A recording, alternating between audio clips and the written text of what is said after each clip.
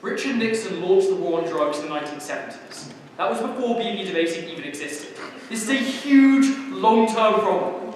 And what we've heard so far is essentially a simplistic and short-term conception of how this debate works. What Alex and I are going to give you in our extension is a view of how we give structural economic transition to the areas most affected by the war on drugs, that is, the areas both in Latin America and impoverished communities in the US, how we improve their livelihoods in a systemic way, and therefore deal with the underlying problems that motivate drug use in the first place. A lot of this material is directly and implicitly responsive to what we hear out of the opposition. Some of us will come at the end when it doesn't deal with all that. So the first thing to talk about is regions in Latin America.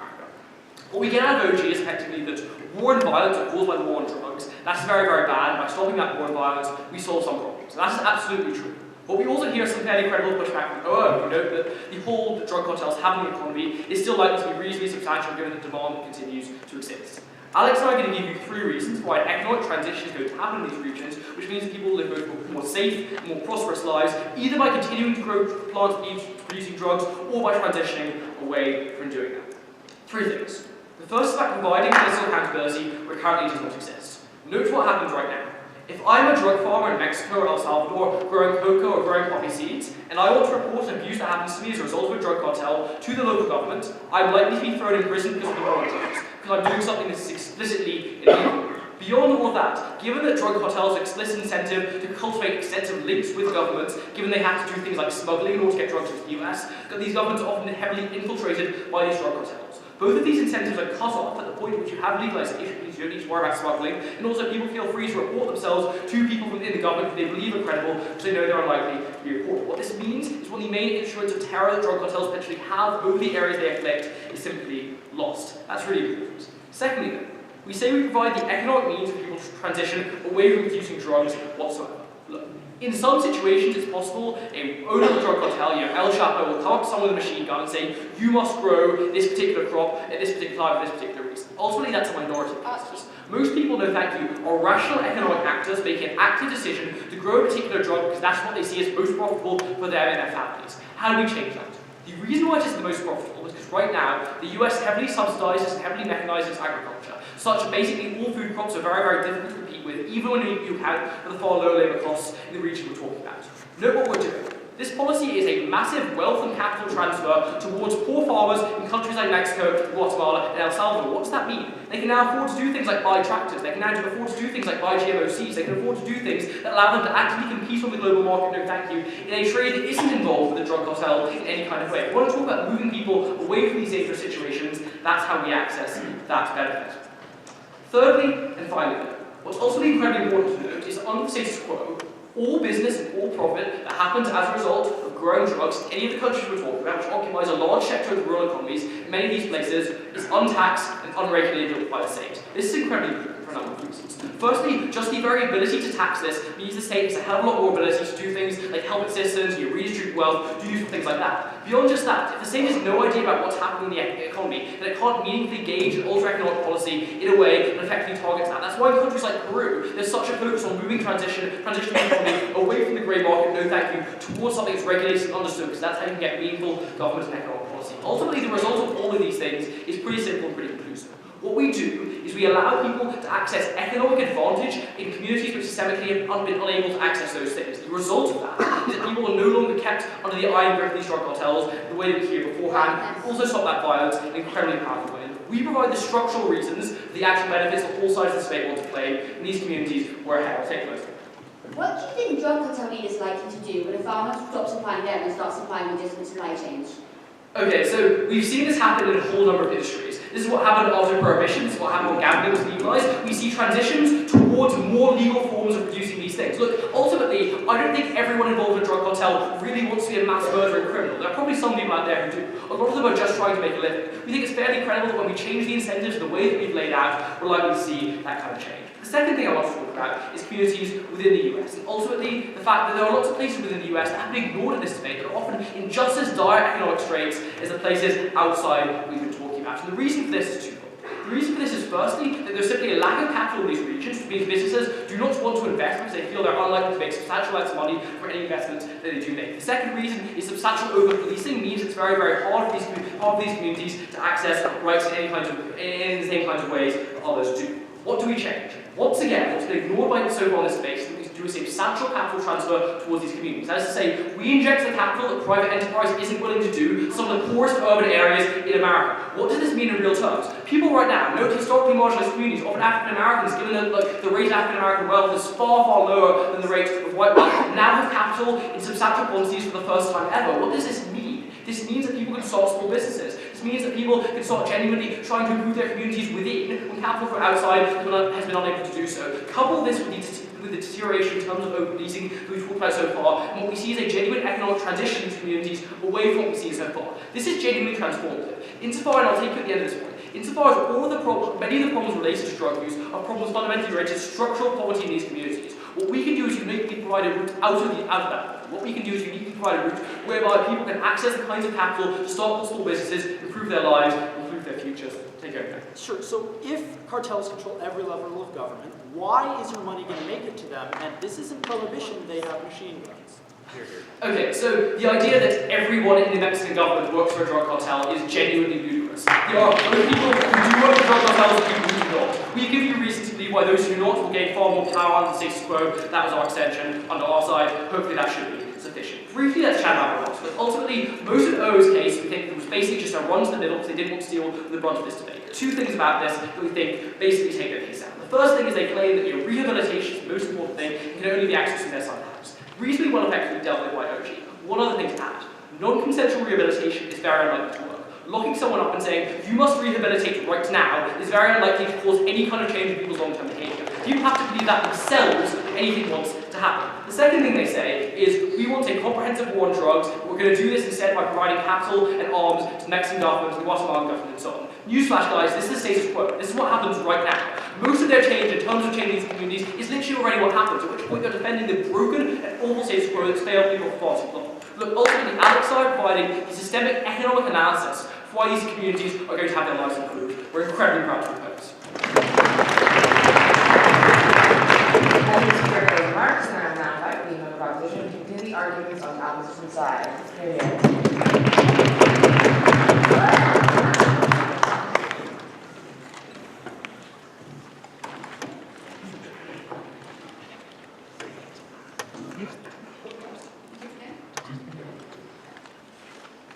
The 18th Street Gang in El Salvador is one of the gangs that is fought by the war on drugs.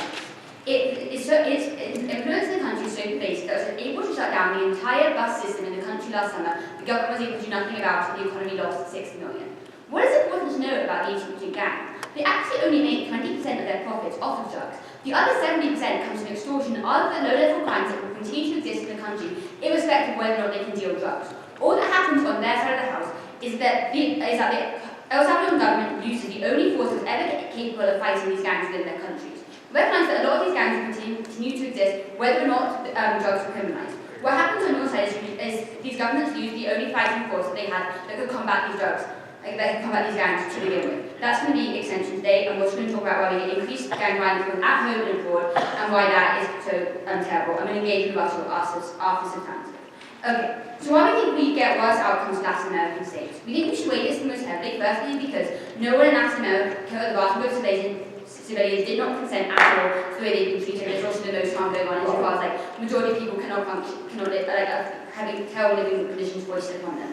Okay, so recognise that the majority of these gangs don't rely on drugs. For the biggest and most vicious gang, their primary source of revenue is other things. So as I told you, 18th gang, 7% income from extortion. While the Sinaloa and the Zika cartels get money from drugs, and I'm willing to concede that's a big part of their revenue, they also get a lot of revenue from extortion, racketeering, prostitution, all of these sort of things. What we think this means is these gangs will continue to exist on either side of the house. The comparative on your side of the house is that the US is no longer sending in any sort of force, any sort of military aid to ever fight these gangs, right?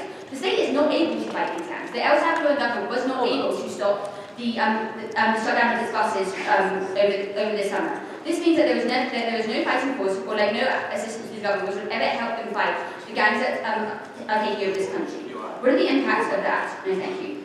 So firstly, we think that you're not able to have the sort of infrastructure development they want to, at the point to which people are too scared to fight orders of the gangs. Recognise that in the bus strike I'm talking about, no bus driver would drive because the gangs are to kill them, right? That's what happens when you have this sort of state control. They don't need to be in the government in order to have massive control over what that government does. We also think that you can then, we also don't think you can get to the building that they want to at the point where there's still increased violence. Why do you think this gets worse on their side of the house, apart from the lack of policing? Because recognise that, like, you archers, like, own these farmers, like, so recognise that, like, we think that these gangs don't want to lose their source of revenue to legitimate drug cartels, right? We think it's always been preferable to go in like places like Mexico for climatic reasons and also because like it's far cheaper there. We don't think like cartels like to put pressure on farmers to distribute to them as opposed to distribute through legitimate means because it's a way to, because they don't want to use their source of revenue. This is like to increase violence and increase threat against these farmers, which has a massive social effect on their quality of life. No, thank you. Now let's talk about increasing gang violence. So Elwood talks about how demand will go up and their revenue streams will increase. I'm going to talk about what happens if we take government at their best and revenue streams don't increase. Okay, so recognise that lots of people who work in the drug trade cannot work in other industries, particularly in America but also in other countries. Why is this? They have this education. Often like people like members of like the MS-13, they've been significantly tattooed, which very obviously been in gangs, and given the massive stigmatization of gang members at home and abroad, we have struggled to find other work, right? Or often that there aren't other jobs for them to take. So what happens is we decrease the amount of money that these people can make, and they look at other avenues. They start fighting over who gets that money because they still need it to live, but there was far less of it, right? This means you get far more infighting among gangs and far more gang violence as gang members and different factions of gangs fight with one another in order to try and maximise the share of the pie they have. Like, this is just empirically true in history, right? Like, recognise that like in 2011 when the Mexican government tried to start policing drugs more heavily, it led to one of the most violent drug wars in history between the Zetas and the Sonoras, which cost like hundreds of thousands of lives, and areas of Mexico are still recovering from, right? So thank you. So we need to get increased violence in Latin America, which also stops the sort of business development. CG wants to tell you what happened, right? Because we don't think you can start a business if there's increased gang violence. We also think this disproportionately harms minorities. OT wants to tell you that they're partially helped. That kind of like the increased gang violence, particularly in the West, will happen like in disproportionately minority areas, because this is where these gangs have had a hold previously, right? You get decreased policing in these regions because like police don't want to go in and get killed. But also we think you decrease sympathy, right? Because at the point where people blame drugs and they blame the legalization of drugs, the increased violence that they're seeing on the street, they're likely to want to penalise. They likely have less sympathy for drug addicts for people who are involved in drugs, which means you get fewer like long-term programs to try and help the recovery of these people. Before I go on, keep it. Right. No one knows the actual finances of these gangs at 20% numbers from thin air. Calle 18 thrives in the economic starvation your side leaves them in because the people in control want them to continue to produce either basically agricultural goods or other goods that are based on the exact same form of labor. Two responses. This is just going to be a backlash at some point you're going to believe me or them. Recognise that when you have like significant data on how these gangs operate, it is true that the majority of them have like significant other revenue sources. Like I can't prove that to you, but it is empirically true. But secondly, we think that like given that cartels like have pressure things, this just bites into my analysis why you think that you're going to get pressure to continue to distribute through illegal channels. Okay, so now let's have a look at that. Now let's do some more about it. So the big thing that we get out of OT is like you should give people something if they deserve it. And we don't think that dictates what you should give them, right? We think if like what you're going to give them is going to make their lives significantly worse, then that shouldn't be what you're giving them. Like just because they deserve reparation does not mean they deserve this. So if you can do that harms on the opposition side, that means you vote for the side of opposition. So then they were like, drug addiction is dictated by arbitrary characteristics.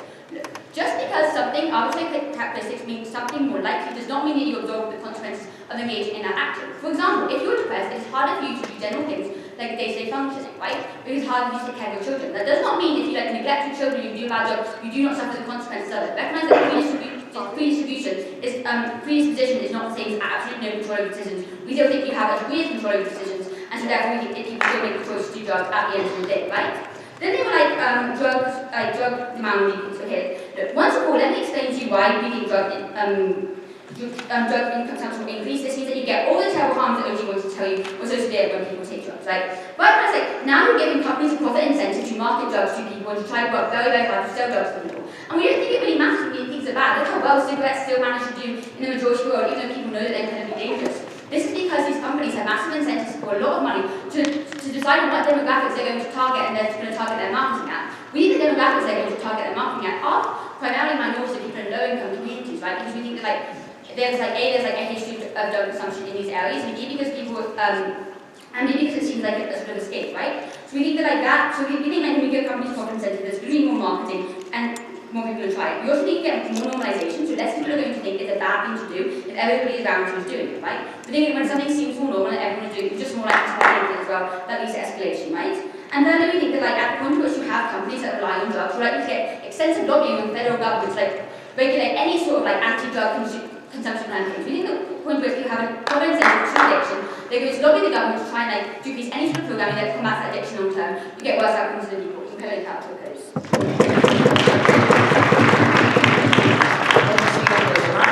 Now, like the government whip, going that way, the entire government side, here.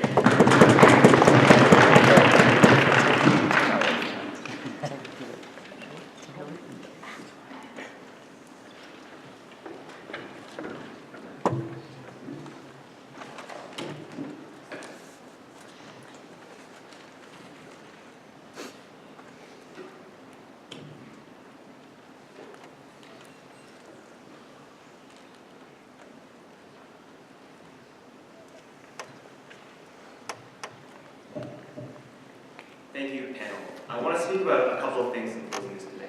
Firstly, I want to speak about the case that Archie brought you, about empowering communities and actually changing the way in which economic structures exist, which was massively undercovered by their side of the house, specifically talking about when we have a massive wealth transfer to African Americans within America and to poor people within Mexico. What does that look like for them when they can start businesses and have opportunities that they didn't before? That's the first thing I want to address. Secondly, I'm going to address individual drug safety, and lastly, look at just some of the stance things that were taken in opposition and how we want to do things. So beginning with Archie's point, he gave you a couple of reasons why we get an economic transition under our side of the house. Talked to you about political accountability, better economic means of transition, and lastly, how under the status quo this is disincentivized. The only response we get to this is from closing opposition when they say, well, this you won't actually see investment because it's still dangerous and there's a deterrence there. This doesn't respond to our case, because our case doesn't rely on international investors deciding to invest in Mexico. What it means then is when Mexican farmers now have more money, they're able to compete with the US. So Archie tells you specifically that US subsidies for agriculture mean that simply on an economic scale, it doesn't make sense to try and compete in other forms of agriculture because you just can't do that. When you give them money, that means that they can buy things like tractors, they're better able to compete. I think very few people actually want to be within the illegal drug trade, given the fact that these cartels oftentimes are present and don't actually give these people the best possible rights, right? They want to leave, and the important key here is our side actually gives them the ability to leave, because opposition talks to us about the oppressive force that these drug cartels face. The reason why they're able to continue to be an oppressive force isn't because they literally have a gun to every single person's head, but because these people have no meaningful alternatives. When we give them money, when they can literally leave to a safer area of the country or just leave the country as a whole, what that means then is that situation improves for them. Furthermore, I think this has an issue in terms of transnational issues from moving from place to place. So the main reason why so many people within America are discriminatory and don't like policies that let people come in is because you paint everyone within Mexico as somebody who's within the illicit drug trade and dangerous. When we change that narrative by saying, no, this is no longer illegal, these people are oftentimes oppressed, you allow that movement for them into that country, and that's particularly important. We massively benefit the poor working in these areas, and that's a massive benefit that they haven't dealt with. And the reason why this is so important is because, as we identify for you, opening government does a good job of talking about the immediate benefits, that is to say, not locking people up. Within the long term, the reason why we have the best form of reparation is because when you take something, when you have laws, for instance, that discriminate against people, you're not just taking money away from them, but you're taking away the agency and the ability for them to live their lives in a way that's meaningful to them. We give that back to people when we have a capital transfer to them that lets them build those lives for themselves. That's how you should use the principled issue. I now want to speak briefly about the stance that opening opposition takes, and I want to clarify that and talk about what opposition necessarily has to defend. Because they run to the middle here by saying, we're going to decriminalize soft drugs, but not hard drugs. And we want some military intervention, but they don't give us necessarily a scale of when that's likely to happen. So the biggest issues, the source of the issues that all of us are talking about in this debate, don't come when people grow marijuana. They come, like Archie tells you, when people grow poppy seeds and cocoa. So these are the issues we're talking about. The types of military interventions that these guys are likely to see then are in the worst areas against the largest drug lords, which means that you're likely to see conflict on their side of the house. The question then is, only we can actually stop that. I want to speak then, thank you, about the case that we got from closing opposition and broadly speaking refute them. We get an interesting conception where they say gangs aren't necessarily reliant on drug money, but on other things. A couple things to note here. First, even if this exists, this ignores the large majority of gangs for whom drug money is a large issue, right? The reason why these gangs do exist is because you need to be very, very, very large to have multiple operations outside the realm of drugs. Oftentimes, given how widespread this is geographically, we think we do shut out many smaller, like mid-sized dealers that we think can get it. But here's the issue here, right? They talk about gangs relying on extortion and issues there. They talk about the pressures that cartels face. Here's reputation.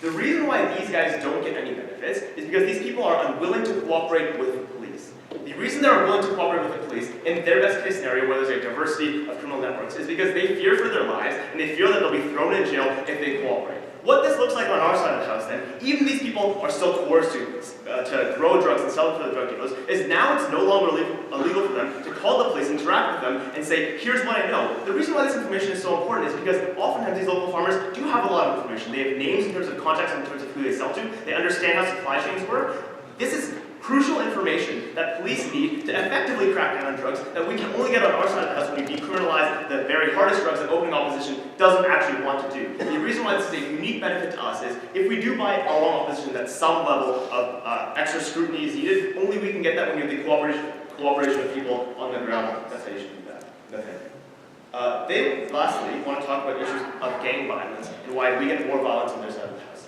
The reason why these guys have violence under their side of the house is because drug cartels are able to use the rhetoric of actually protecting these people. They're able to use the rhetoric of protecting the farmers when they're under their control. When the state now becomes the one that's protecting you, you can now rely on the state in ways that you wouldn't before. So that violence between them actually decreases, and that's important. I'll take it. Sure, so not everyone has a gun to their head in cartels, but some people do. In that case, should we intervene and stop that? Sorry, can you repeat the first part? Not everyone has a gun to their head, some people do. Should we stop that? I mean, I don't see why we don't intervene here, right? What we're saying under our side of the house is you don't militarily intervene, but we create the incentives for that to stop, and we mean that people can now go to the states and do what they do. The final thing I want to speak about then is individual drug use and safety. This is largely the debate in opening, but extends into closing. Opening opposition tells us that drugs are harmful, that supplies will increase, and you harm communities. Opening government responds to this by saying, no, people will be willing to pay higher prices for clean drugs, and people won't want to do that simply because there's a stigma against it.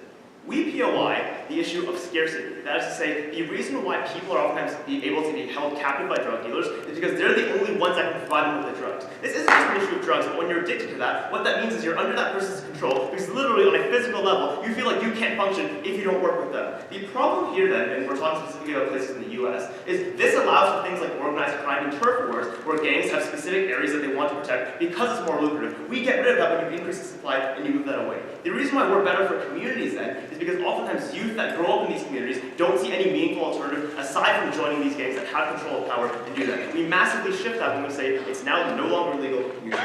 I think Archie also wins the rehabilitation debate, responding to opening opposition when they talk about we need to forcibly rehabilitate people. Forcible rehabilitation is an extremely ineffective way of rehabilitating people, and we think the more important thing then, especially going forward in the future, is making sure that people have the economic viability to mean that they don't fall into cycles of crimes and of drugs. Only closing the government gives you the specific mechanism of a wealth transfer that means that people can leave certain areas and start businesses, which means that in the long term, you stop the drug trade and improve their lives very practically.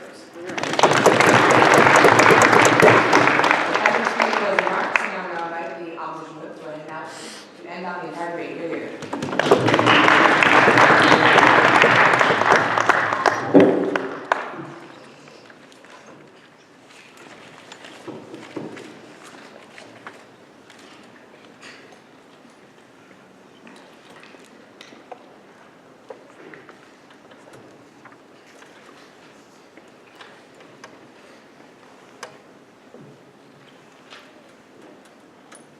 Pretty good.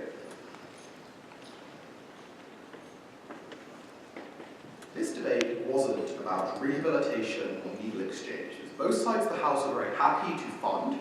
Both sides of the House have substantial political capital to fund, because I can think of no person more deserving and more receiving the political respect in the status quo than someone trying to recover on the rocky road from addiction. It is not about the basic things we can provide to people who are addicted.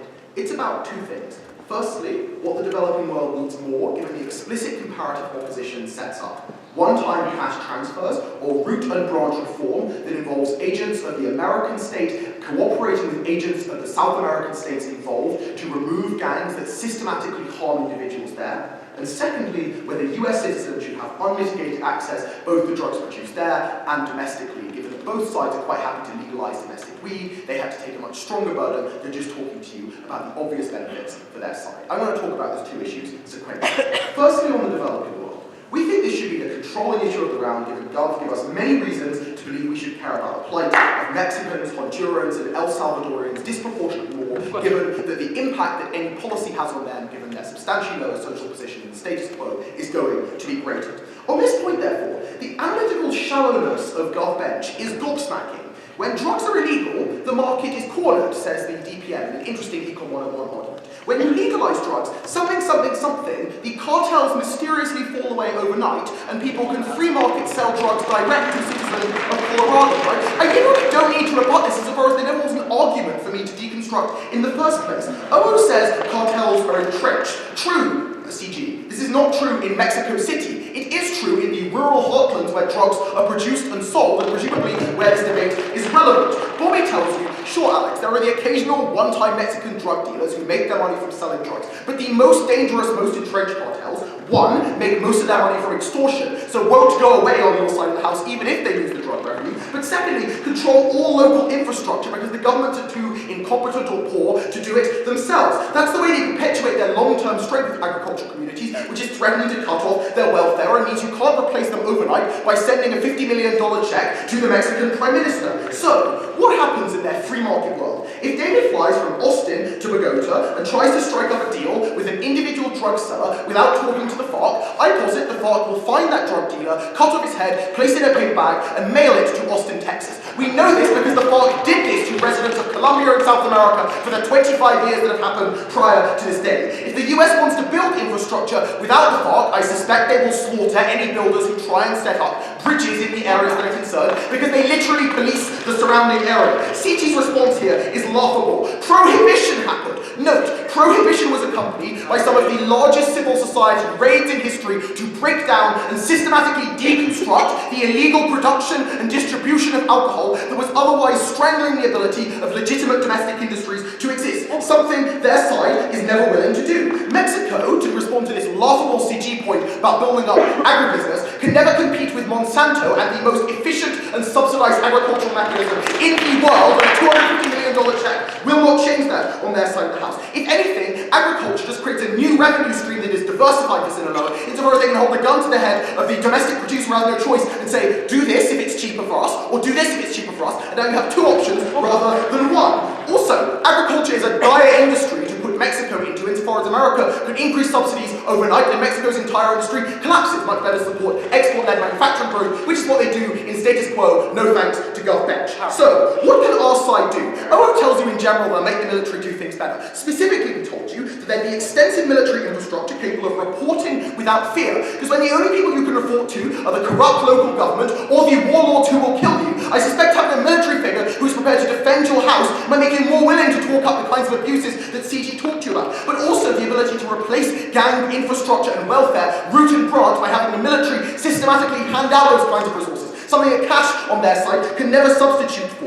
The political economic capital is finally coming into the developing world of South America insofar as manufacturing growth has created genuine economic productivity for them in their urban areas. What that means is the governments are reaching the threshold level of stability. They're capable of working with American military forces to install real infrastructure. But at the point when you just claim that they're very weakly developed infrastructural projects, all they need is a cash injection to make that happen. You entrench exactly the kind of miserable gang communities that lead to violent fighting and the systematic extraction of wealth to elites at the top of the chain in the communities that are most desperately off. The problem on their side isn't just that this destroys the communities they claim to carry.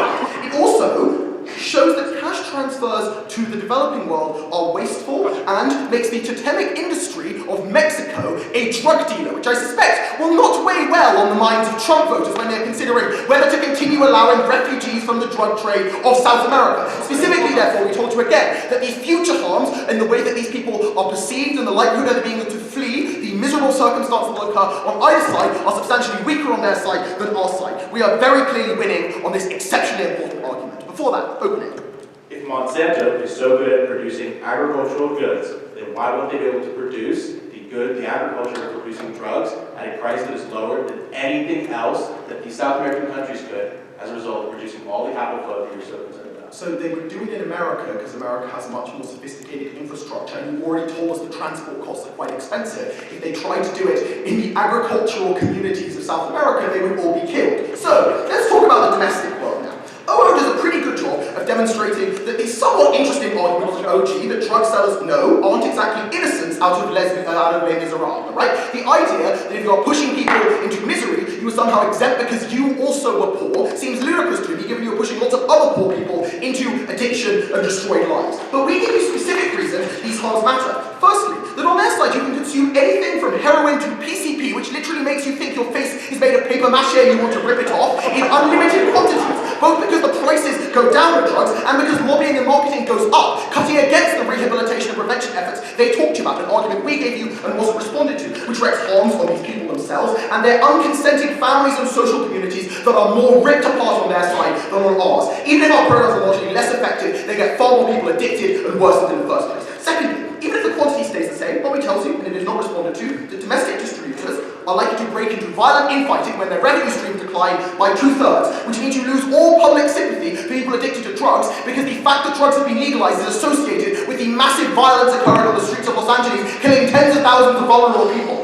Thirdly, you encourage domestic dealers to produce dangerous or stronger strains of drugs to make up for demand and push them directly to the most vulnerable addicts. Another argument given to you from MO that isn't meaningfully responded to and soundly beats their arguments that how drugs will be notionally safer on their side of the house. They ignored the entire MO speech, and my God, they're going to regret it.